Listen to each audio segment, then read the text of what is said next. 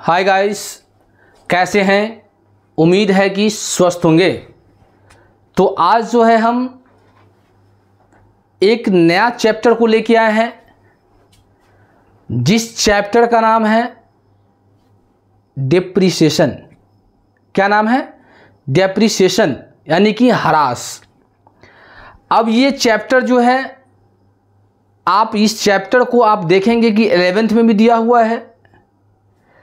इस चैप्टर में को जो है बीकॉम फर्स्ट सेमेस्टर में दिया हुआ है। तो ये जो चैप्टर है दोनों क्लास में दिया हुआ है, 11th में भी दिया हुआ है और सेमेस्टर फर्स्ट में भी दिया हुआ है। तो यहाँ पे कोई पार्टिकुलर किसी क्लास के लिए नहीं वीडियो है ये, कि नहीं 11th क्या है तो 11th के लिए वीडियो बन रहा है, ऐसी कोई बात नहीं है।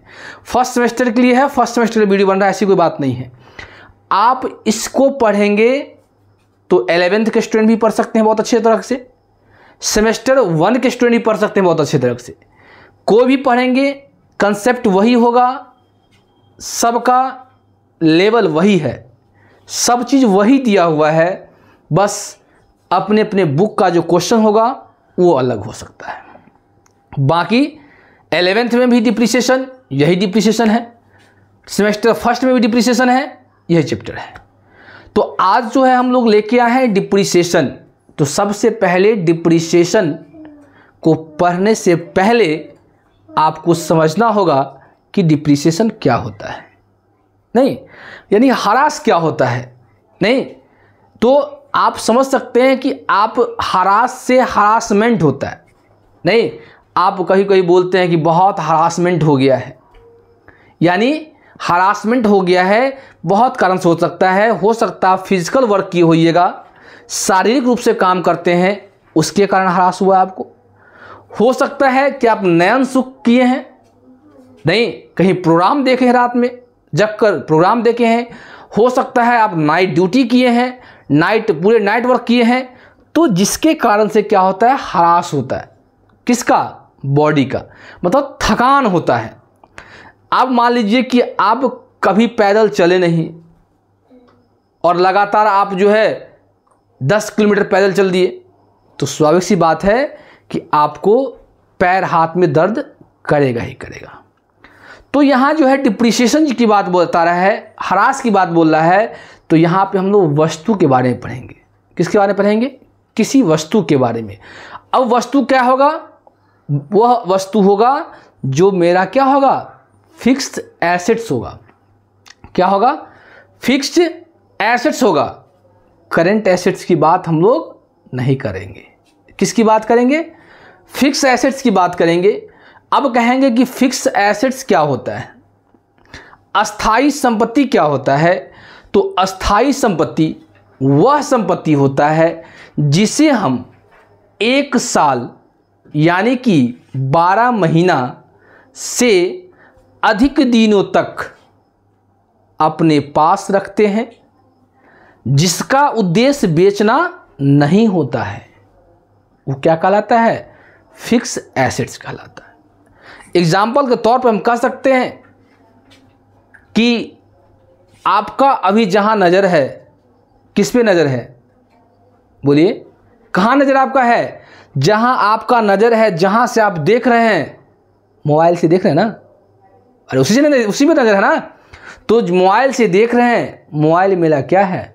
फिक्स एसेट्स है।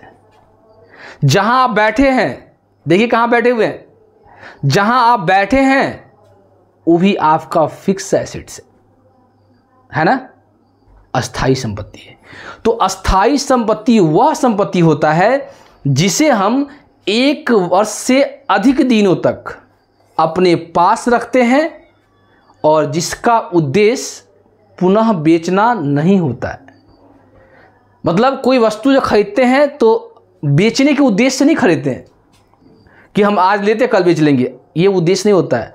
बेच लेते हैं अलग बात है, लेकिन बेचने के उद्देश्य से हम लोग नहीं लेते हैं। वो मेरा क्या होता है? Fix assets. करंट एसेट्स क्या होता है?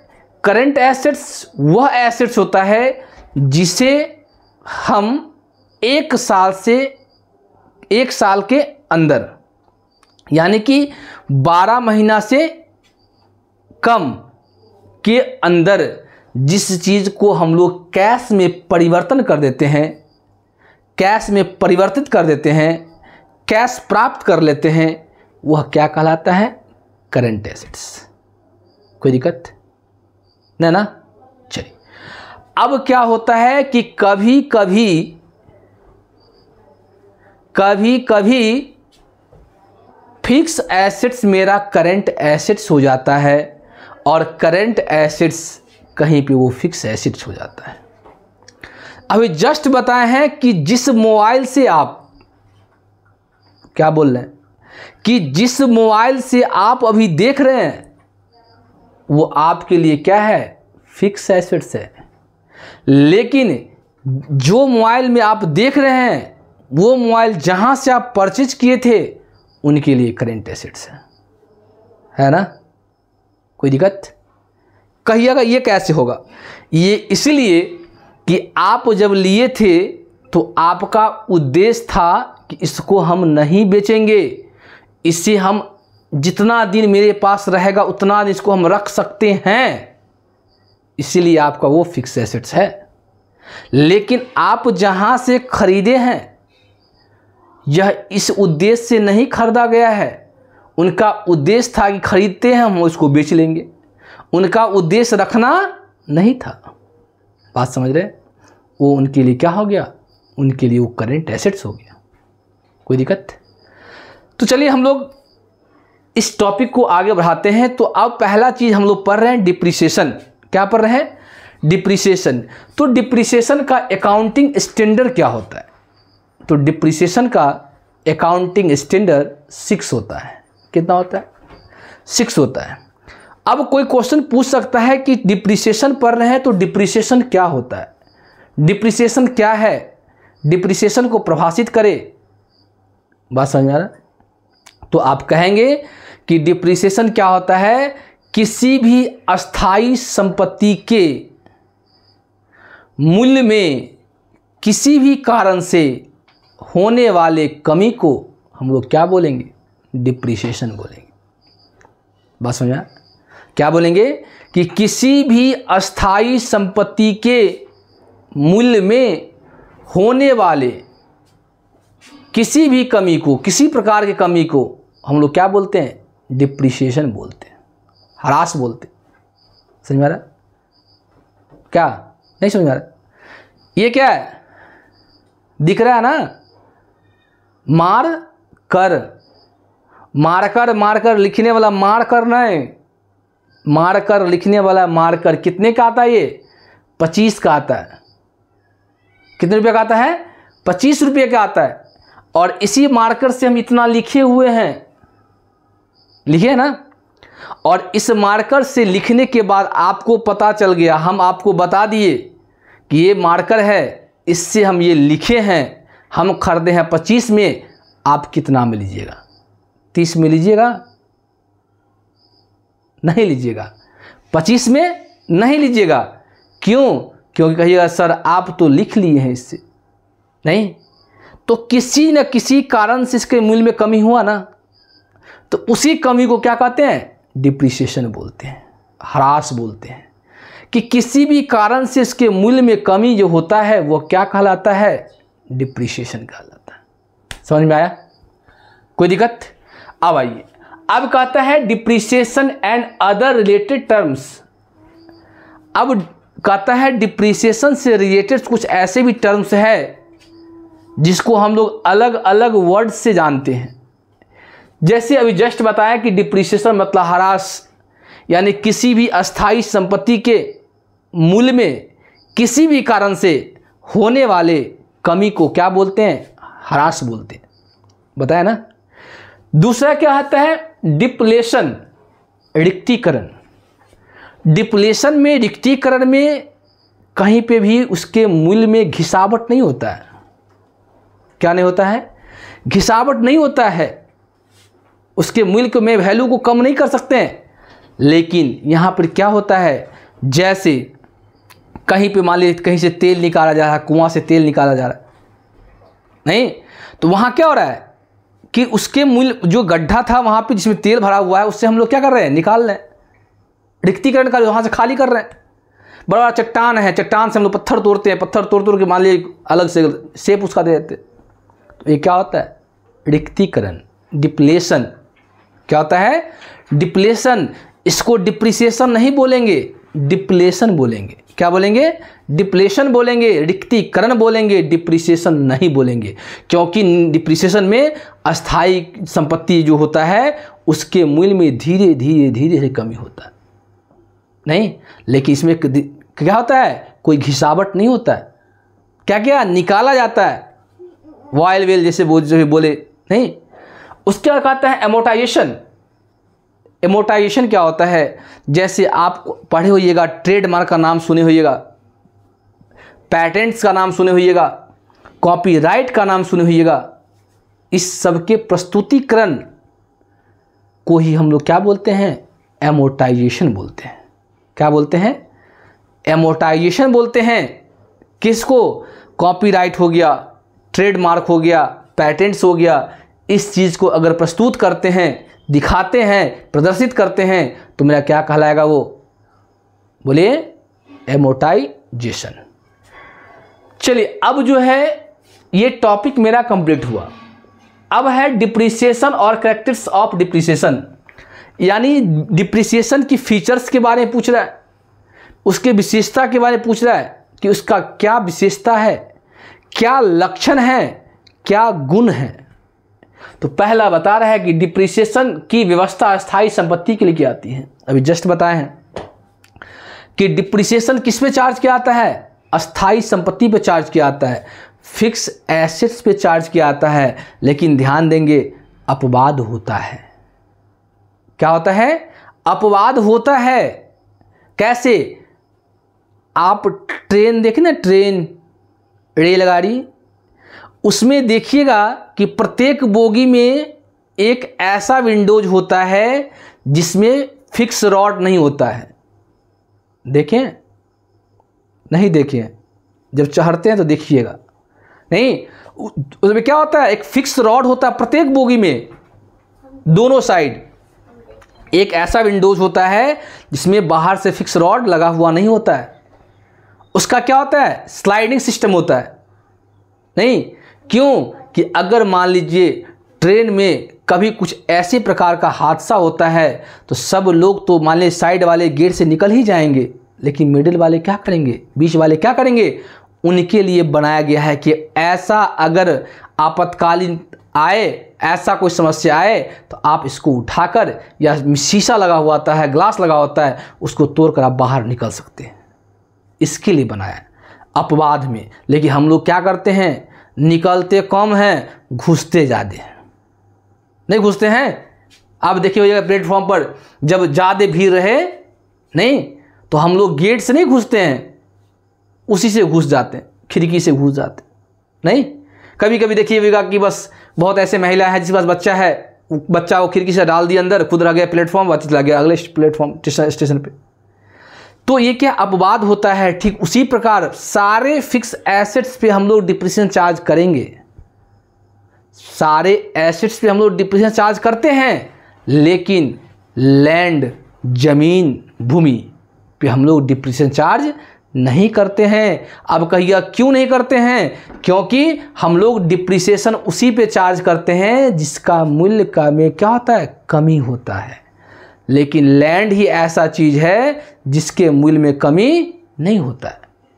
आपके दादाजी का अगर ज़मीन होगा, अगर दादाजी खरीदे होंगे 1000 रुपये कट्ठा, तो वह ज़मीन आज 1 लाख का कट्ठा होगा आज।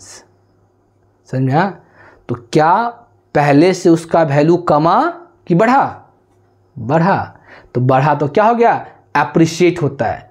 क्या होता है, एप्रिशिएट होता है। एप्रिशिएट मतलब इसको हम क्या करते हैं, बढ़ाते हैं, एप्रिसिएशन करते हैं।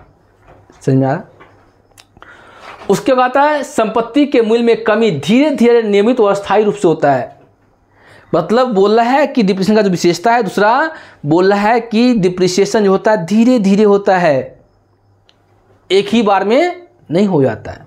जैसे अगर आप बाइक चढ़ते हैं या कोई 4 व्हीलर गाड़ी चढ़ते हैं या कोई भी चीज़ का वस्तु का इंश्योरेंस करवाते हैं तो इंश्योरेंस का जो वैल्यू होता है दिन प्रतिदिन क्या होता है, घटता जाता है। ठीक उसी प्रकार बोल रहा है एसेट्स के बारे में भी वही बोल रहा है कि वह धीरे धीरे और नियमित रूप से मतलब लगातार जो होता है वो क्या होता है, घटता है। उसके बाद डिप्रिसिएशन अनेक कारणों से हो सकता है। डिप्रिसिएशन क्या होता है, अनेक कारण।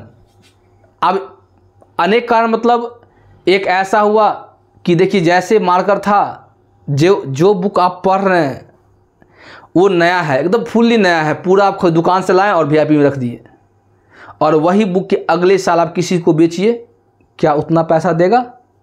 नहीं देगा। ये भी क्या कहलाएगा, डिप्रिसिएशन। पहला। दूसरा, ये मार्कर है, इस नया है, दुकान में ही है, इसका ये टूट गया है, चलेगा। इससे मार्कर पर, इसको टूटने से मार्कर पर कोई इफेक्ट पड़ने वाला नहीं है, मार्कर चलेगा। लेकिन हम लोग इसको क्या करते हैं, जितना का दाम उतना में नहीं लेते हैं, या कहीं घिसावट हो गया नहीं, तो बहुत सा ऐसा कारण है जिससे संपत्ति के मूल्य में क्या होता है, कमी आता है। डिप्रिसिएशन एक रेवेन्यू लॉस है जिससे प्रॉफिट लॉस अकाउंट दिखाया जाता है। डिप्रिसिएशन क्या है, रेवेन्यू लॉस है। रेवेन्यू मतलब आगम नहीं, जिसे नन कैश बोलते हैं। क्या बोलते हैं, नन कैश। इसमें क्या होता है, नन कैश। अगर 12 में पढ़े हुई है कैश फ्लो स्टेटमेंट, तो वहाँ पे हम लोग ऑपरेटिंग निकालते समय हम लोग डिप्रिसिएशन को बढ़ता है तो डिप्रिसिएशन क्या करते हैं, डिप्रिसिएशन को ऐड करते हैं, करते ना। क्यों ऐड करते हैं, क्योंकि वो मेरा नन कैश आइटम है और नन कैश आइटम में क्या होता है, खर्चा है, इसीलिए हम वहाँ पे क्या करते हैं, ऐड करते हैं। उसके बाद कहता है डिप्रिसिएशन फिजिकल एंड फंक्शनल भी हो सकता है। मतलब डिप्रिसिएशन के बारे में बोल रहा है फिजिकल और फंक्शनल कुछ भी हो सकता है, इसमें कोई शक की बात नहीं है। अब बताइए कि यहाँ तक जो बताए हैं इसमें से किन्हीं को किसी प्रकार का समस्या है तो बताइए, नहीं तो हम लोग आगे तरफ बढ़ते हैं। चलिए, अब कहता है ऑब्जेक्टिव्स, ये हो गया। अब कहता है objectives of providing depreciation, needs for charging depreciation. Depreciation charge करने का क्या उद्देश्य है या क्या आवश्यकता है, किस उद्देश्य को पूरा करने के लिए डिप्रिसिएशन चार्ज किया जाता है। नहीं, जैसे आपका क्या उद्देश्य है, नहीं, आपका उद्देश्य है कि पढ़ते पढ़ते मर जाएंगे, खाते खाते मर जाएंगे, नहीं। ठीक उसी प्रकार डिप्रिसिएशन का भी क्या होता है, उद्देश्य है। तो पहला उद्देश्य है कि सही उत्पादन लागत ज्ञात करना। मतलब पहला उद्देश्य बता रहा है कि अगर मान लीजिए कोई मशीन है तो मशीन से वस्तु का जो उत्पादन कर रहे हैं वह पता चल सके कि वस्तु का लागत क्या पड़ा है, क्योंकि मशीन चलेगा तो मशीन का वैल्यू कम होगा, जब मशीन का वैल्यू कम होगा तो वस्तु का लागत कम होगा। समझ रहे हैं। दूसरा, सही आय का निर्धारण। मतलब सही आय का क्या कर सकते हैं, निर्धारण कर सकते हैं। मतलब अगर आप मान लीजिए डिप्रिसिएशन चार्ज करते हैं, प्लांट जो मशीन है उस पर डिप्रिसिएशन चार्ज करते हैं, तो आप आय का निर्धारण कर सकते हैं कि मेरा ग्रॉस प्रॉफिट कितना हुआ, नेट प्रॉफिट कितना हुआ। नहीं, उसका सही वित्तीय स्थिति का प्रदर्शन। सही वित्तीय स्थिति कब होता है, ध्यान देंगे आप 11 में पढ़े हुईगा फाइनल अकाउंट। जब फाइनल अकाउंट पढ़ते हैं तो बैलेंस शीट में रहता है plant, machinery, land, building, furniture, fixers, fittings, tools, और एडजस्टमेंट में दिया रहता है कि फर्नीचर और प्लांट्स पर 5% के दर से ह्रास की व्यवस्था कीजिए, यानी डिप्रिसिएशन चार्ज कीजिए। तो हम लोग क्या करते हैं, डिप्रिसिएशन चार्ज करते हैं, जितना एसेट्स होता है उसका वैल्यू का मूल्य होता है उसका उतना % चार्ज करके उसमें से घटा देते हैं, और घटाने के बाद उसको तब बैलेंस शीट के बाहर दिखाते हैं। उसके बाद जितना घटाते हैं उसको हम लोग कहाँ ले जाते हैं, उसको प्रॉफिट लॉस के डेबिट में ले आते हैं। कोई दिक्कत। उसके बाद आता है पूंजी का सुरक्षित करना। मतलब डिप्रिसिएशन का जो उद्देश्य होता है, उनका उद्देश्य होता है जो कैपिटल जो है सिक्योर्ड हो जाए, सुरक्षित हो जाए। नहीं, और लास्ट पॉइंट है आयकर संबंधी छूट प्राप्त करने के लिए। आयकर संबंधी इनकम टैक्स की बात कर रहा है। इनकम टैक्स 1961 में पारित किया गया था। कब, 61 में पारित किया गया था। तो उससे संबंधी मान लीजिए कि अगर आप खर्चा ज़्यादा दिखाएंगे तो आपको प्रॉफिट कम होगा ना। जब प्रॉफिट कम होगा तो आपको टैक्स देना कम पड़ेगा। कोई दिक्कत यहाँ तक? अब आइए, अब कहता है काउजेज ऑफ डिप्रिसिएशन। डिप्रिसिएशन का क्या कारण है, या डिप्रिसिएशन के कौन कौन से कारण हो सकते हैं? नहीं, तो पहला दिया है टीयर एंड वियर, या वियर एंड टीयर, मतलब घिसावट होने से। कोई वस्तु यूज करते करते घिस गया, नहीं, आप मोबाइल चला रहे हैं, पिछला कवर घिस गया तो उससे भी उसका वैल्यू कम हो सकता है। उसके बाद आता है पैसेज ऑफ टाइम, समय व्यतीत होने पर। जैसे जस्ट एग्जांपल दी है, बुक का एग्जांपल दिए हैं कि आप जो बुक पढ़ रहे हैं वो जैसा है वैसे ही रहने दीजिए, नेक्स्ट टाइम किसी बच्चा को, किसी व्यक्ति को, किसी दुकानदार को दीजिएगा तो उतना में आपको वह नहीं खरीदेगा। उसके बाद ऑब्सोलेंस, अप्रचलन, जो प्रचलन से बाहर हो गया। किससे बाहर हो गया? अप्रचलन, जो प्रचलन से बाहर हो गया। आप देखिए होइएगा, जितना भी सीबीएसई स्कूल है, प्रत्येक सीबीएसई स्कूल में प्रत्येक क्लास का बुक प्रत्येक साल बदलता है ना। क्यों बदलता है? क्योंकि वह सिलेबस से चेंज कर देता है। जब सिलेबस चेंज कर दे तो आपको कोई फ़ायदा है? कोई फ़ायदा नहीं। अब देखिए, जो बच्चा बीकॉम कर रहा था, डिग्री कर रहा था, first part, second part, third part कर रहा था, उनका बुक पढ़ रहे थे, अब बच्चा सेमेस्टर में चला गया है, उस बुक को रिमूव कर दिया गया, हटा दिया गया है। नहीं, हटा दिया ना, वो बुक नहीं चलेगा अब। क्यों? क्योंकि पहले वाला बुक में बहुत सारा सिलेबस था, अब सेमेस्टर कर दिया, उसमें से कुछ सिलेबस को हटा दिया वहाँ से। अब जो सेकेंड पार्ट में था उसमें से उसको वहाँ से वहाँ हटा दिया, तो ये क्या हो गया? अब कहता है डिप्लेशन, अभी जस्ट बताया है, रिक्तीकरण के बारे में यहाँ बताए थे नहीं, कि रिक्तीकरण कहाँ होता है? जहाँ से आप तेल निकालते हैं, पत्थर तोड़ते हैं, पत्थर का खदान होता है, वहाँ से पत्थर निकालते हैं, वो रिक्तीकरण कहलाता है। उसके बाद आता है permanent falls in market value, जब बाजार के मूल्य में अस्थायी गिरावट आ जाता है। क्या आता है? जब बाजार के मूल्य में क्या होता है? जब अस्थायी गिरावट आता है। नहीं, जब पहले मान लीजिए कि सब वैल्यू को कम कर दिया, जैसे मान लो कोई फिक्स एसेट्स है, पहले कुछ दाम था, अब मार्केट वैल्यू ही कम कर दिया है कि नहीं, अब इतना ही में ही ये सेल होगा।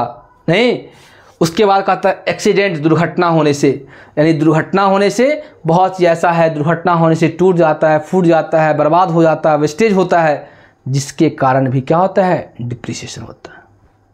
कोई दिक्कत? अब है फैक्टर्स अफेक्टिंग डिप्रिसिएशन, मतलब डिप्रिसिएशन का प्रभाव का क्या कारण है। पहला दिया हुआ है total cost of assets. Total cost of assets क्या होता है समझिए थोड़ा गौर से।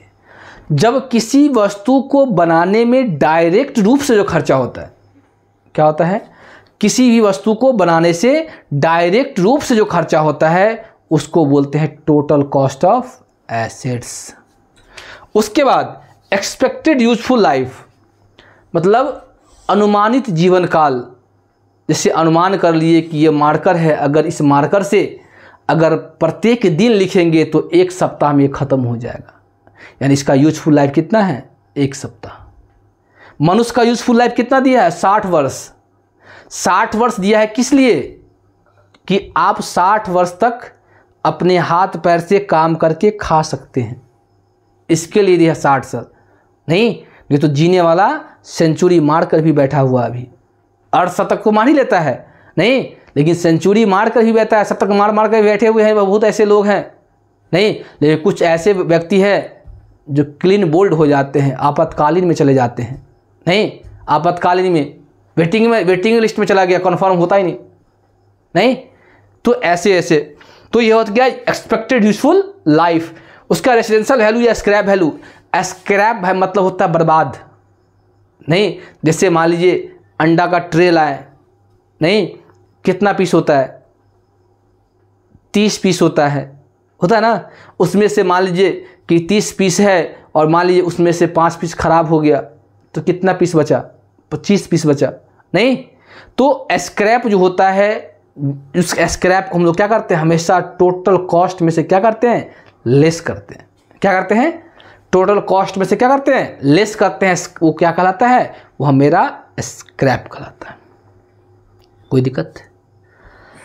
तो उम्मीद है कि आज जो हम जितना पढ़ाए हैं डिप्रिसिएशन से रिलेटेड, अगर इसको आप अच्छी तरह से पढ़ लेंगे तो उम्मीद है कि आपको डिप्रिसिएशन में दिक्कत नहीं होगा।